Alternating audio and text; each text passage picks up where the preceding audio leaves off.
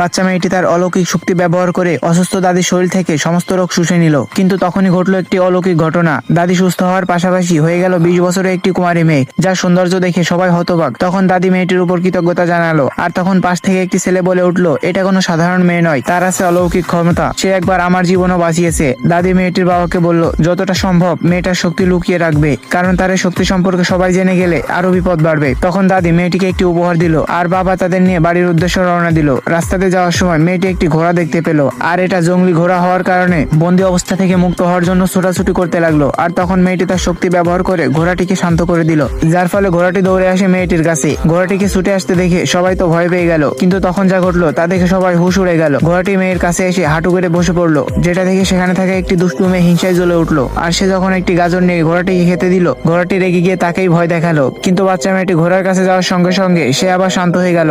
ঘোড়ার মালিক কাছে আসতেই সে আবার ছোটাছুটি শুরু করলো। তখন বাচ্চা মেয়েটি চোখের পলকে ঘোড়াকে আবার শান্ত করে দিল। ভিডিওটি ভালো লাগলে একটি কমেন্ট করুন, আর চ্যানেলে নতুন হয়ে থাকলে সাবস্ক্রাইব করুন আমাদের ইউটিউব চ্যানেল।